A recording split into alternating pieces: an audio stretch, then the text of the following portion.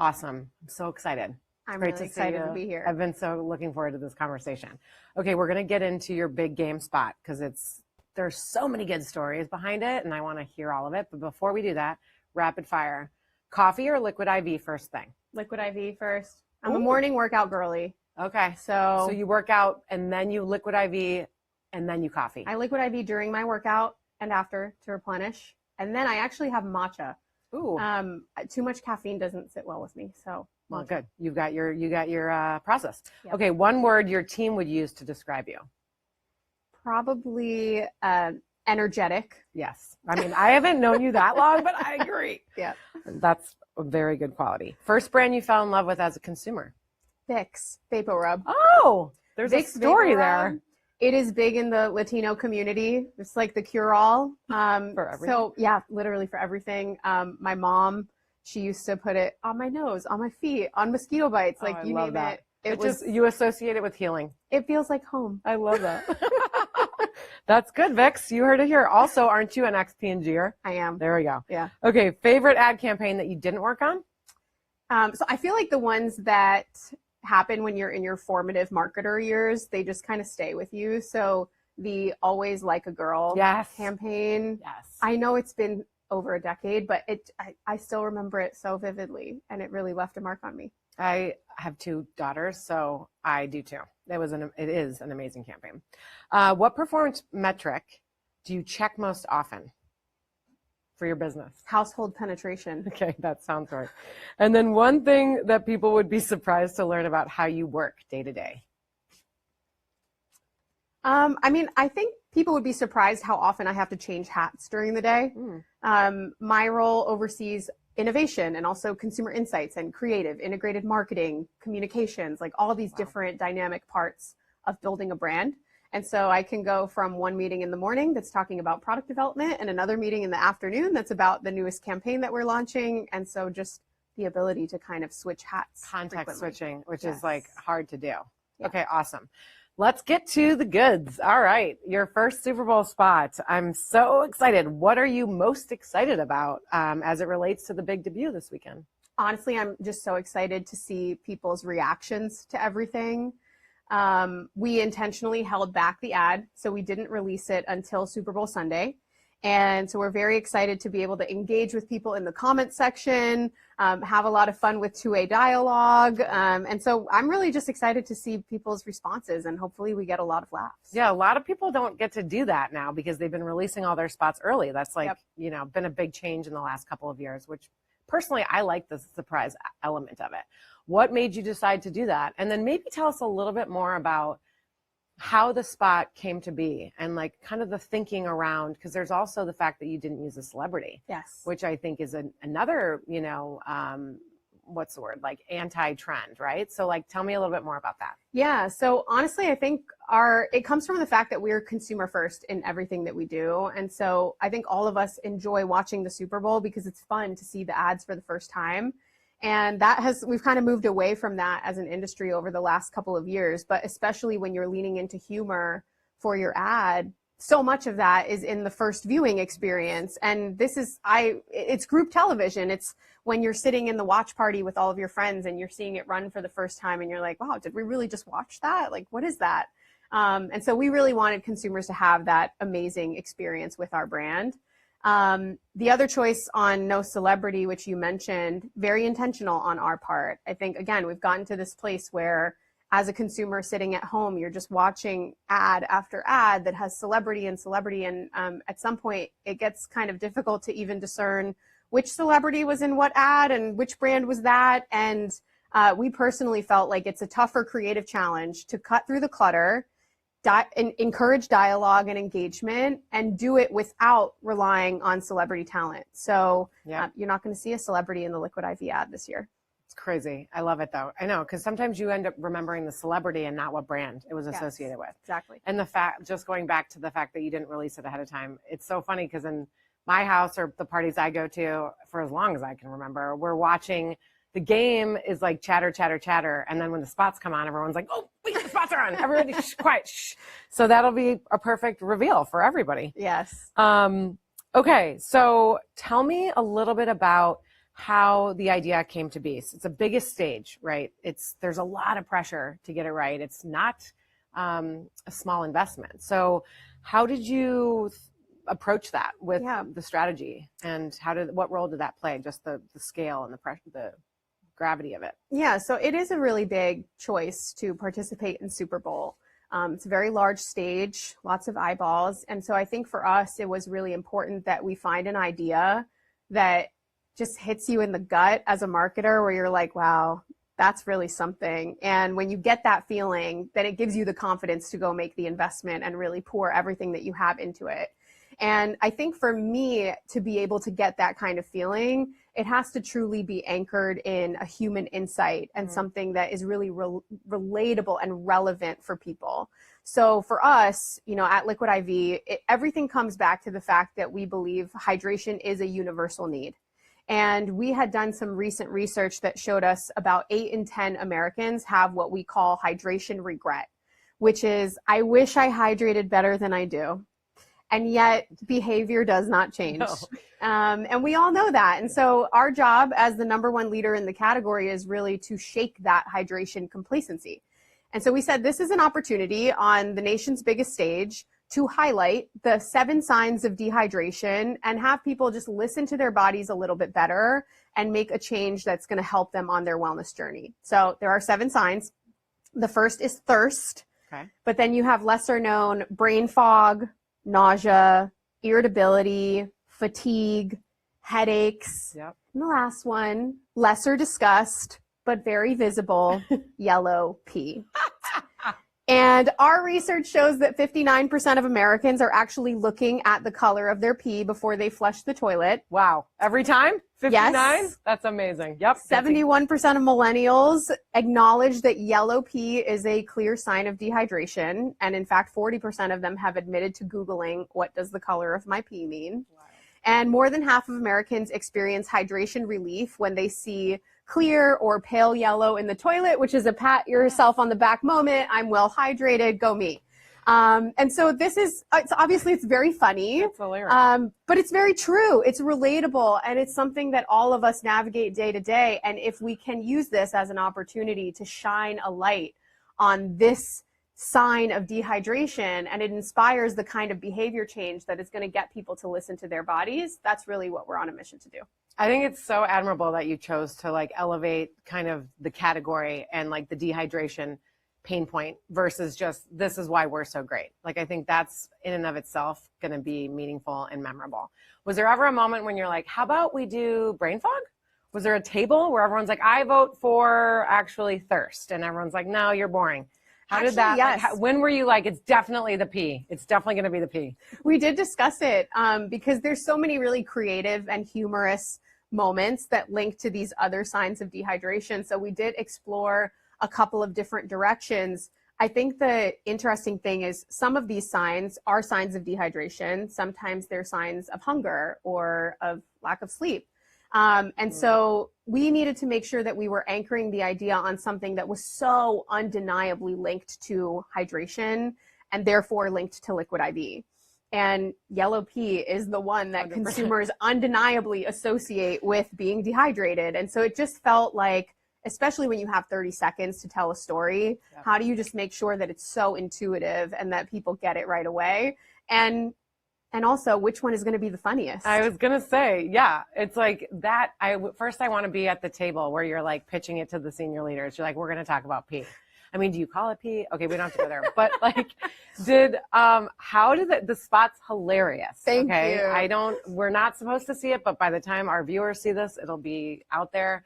How many iterations did it get to that point? And tell me a little bit about that process. Yeah. So honestly, it's one of those things that even when you see it in concept stage, it is hilarious even then. And so we kind of knew right from the get-go that we were onto something quite magical. But again, it is a polarizing idea. Some people are going to love it. Some people are going to hate it. And we actually did multiple rounds of consumer research where we found there is a bit of this polarization. Now, more people thought it was hilarious and loved it, but you do have this small portion that feels differently. And honestly, that was part of the reason that we felt it was a good choice. because if we're going to be on this big stage, we might as well swing for the fences. We might as well choose something that's going to inspire dialogue, that's going to inspire engagement, and that people are going to talk about. And so that really led to the decision to keep moving things forward. And then a lot of it is really a trust the process kind of moment from there on out, because we actually shot everything practically. So all of our unique toilets are different studio setups. Okay. Everything was done all in a series of like 1 week. Wow. Where we shot all these different vignettes. And it's just so fun because each toilet kind of has its own personality. It does. In fact, each toilet has its own name, which if you've seen the movie poster, all of the names of our toilets are featured in the movie poster. Brilliant. Along with the chorus of commodes. So we really tried to make it, inject it with that human element. And then everything in terms of the animation was done in VFX as part of post-production. And so at some point you're watching edits of this and it's just static toilets, kind of like frame after frame. Porta potty. Floating. And so there's a lot of trust the process and trust that you've brought amazing creative partners into the work who have a vision for how everything will come together. And I got to tell you, it was incredible once it finally did to see these amazing characters come to life in this spot. It felt incredible to see it come to fruition. I love it. It's hilarious. And I do think you need a little controversy to actually get people talking, right? Yes. And so tell us a little bit about, you mentioned the movie poster. I love the teaser you do. You want to tell us a little bit about that too, and all the surround that you have? Absolutely. And then also post Super Bowl is just as important, right? Because you want to get as much mileage or yardage, if I want to stay in the theme, as you can of the big game, of the Super Bowl spot. So what are you going to do on the day after as well? Oh, so we've got a complete plan. Liquid IV is based in LA. And so Hollywood is in our backyard. And we said to ourselves, how would Hollywood launch a blockbuster film? And can we take a page out of that book? And so our entire campaign actually started with an official soundtrack. And we partnered with EJ, who is an incredible Golden Globe winning, Oscar nominated, Grammy winning singer-songwriter. She is the lead singer of Huntrix, which is the K-pop band as part of K-pop Demon Hunters. And the way she just completely dominated the cultural zeitgeist is incredible. Importantly, she's a user, a lover of Liquid IV, and so she was able to also speak authentically about how hydration benefits her in her line of work. But she did an amazing rendition of Against All Odds, which is originally by Phil Collins, and that served as the soundtrack for our campaign. And you see that song be the connecting thread as you move through the entirety of the campaign. But for us, it was a great way to drive engagement very early on, invite people into the world in a way that really transcends generations, because you now have a song that is so relevant to so many different people, and her version invites a whole new audience into that world for the first time. Of course, every blockbuster film has to have a trailer. So we also launched a trailer as part of this campaign that opens up with EJ's version of the song, and it gives you just enough to wonder to yourself whether Liquid IV is really going to go there. And then, leads up to the big premiere where in fact we do. But you're right, the conversation doesn't end after Sunday.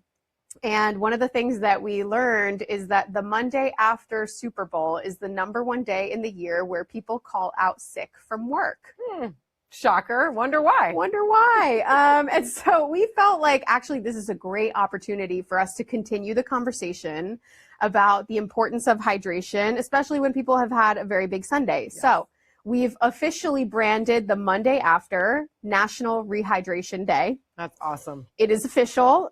We will have our partnership with DoorDash where if you reach out to us, we'll get you Liquid IV very quickly to help your recovery. And there's a couple of places where return to office is in full swing and people will have to go back into the office on Monday. And so for them, we have a couple of corporate partnerships where our brand ambassadors are actually going to be surprising them at their office with Liquid IV for free. That's and some amazing. Fun massages as part of their recovery and wellness. Randomly popping in places. Oh, I love that. I love that. Well, sampling is a big part of your strategy, right? Yes. I mean, your goal is your main goal trial and awareness, or how are you going to measure the success of this huge, execution? Yeah, honestly, because we approach it as a true 360 campaign, and all of the work exists well beyond just a 30-second spot. There's a couple of metrics that we're looking at to really judge success. Of course, we're looking at national awareness. We're hoping to really see that tick up. But we're also really interested in engagement. How is our content performing on our social media platforms? Are people commenting, liking it, sharing it with their friends? That's something that's really important to us as well, to make sure that that two-way conversation with our community is happening. And then to your point, trial and ultimately sales, also a very important KPI for us. So you'll see a lot of Liquid IV displays showing up at local Targets, Walmarts. We have an Amazon homepage takeover on Super Bowl Sunday, which is very big for us. We have a large e-commerce business. And so just making sure that the product is available to people when they need it and as they're learning about it for the first time is a really important component to make sure everything comes together. Totally. And you're actually going to be doing stuff on Fetch too. Yes. Which I love. Yes. Okay, I do have to ask a question about AI just because I think AI, it's just a constant topic, right? And there's a lot of great ways that it can play a role. But how did you think about AI's role in your spot? Did you consider it? And did you not? Yeah, so I will say our main focus when we were designing the campaign was really to take a human insight and inspire a behavior change with people. So our advertising was really designed with people in mind, and how can we really create something that they're going to resonate with. Our spot, although it looks like it could be created by AI, was actually shot all in studio sets and done with VFX. There was no generative AI used in the making of it. That being said, I think AI has great applications that are very valuable that we're even piloting it within our own marketing team.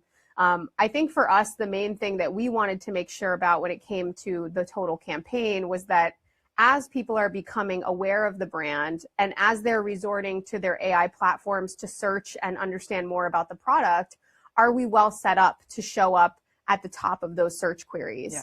And I think the benefit of Liquid IV is that we have many years of clinical research and scientific backing behind our product.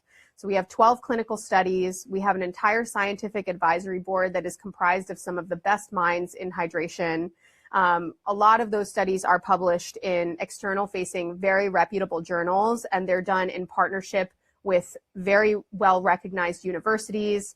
It's all available on our website, so the very high degree of transparency there. And I think when brands truly have a very high bar for scientific rigor, scientific superiority, and that really anchors their product development strategy, those brands are going to stand to win in the age of AI, where all of that information is making it easier for consumers to know which is the right product for me. So it's kind of nice. We didn't really have to go too far out of our way to be able to succeed in this new world because it's been part of the DNA of the brand for a very long time. That's awesome. It's so important when you're in the health space too, to take that so seriously. I'm going to shift gears because I know we're running out of time. More from a leadership perspective / your career. What is a piece of marketing advice that you ignored? That you were given that you ignored maybe? Well, when I was actually leaving P&G, I was told I was making a mistake by going to Liquid IV. And I had to really think about that because it came from someone that I really deeply respected and admired for a very long time. And I think I had to take into account, okay, where am I trying to grow professionally? What does my family need personally? And it was one that I just had to let roll off my back. And I'm so glad that I did because I've been with Liquid IV for 4 years now. I have been able to have the privilege of being part of this amazing growth trajectory that the brand has had. And I'm so glad that I took that leap and, made this really big change for myself. And it's been an incredible growth experience, learning experience, and I wouldn't trade it. That's great. And the growth that you've seen is a lot due in part to your leadership and what you've done with the brand. So you should be really proud of yourself. I kind of want to end on that because I think that was an amazing ending, but it was so fun. I could talk to you for hours. Thank you so much. Yes. Great. Thank you.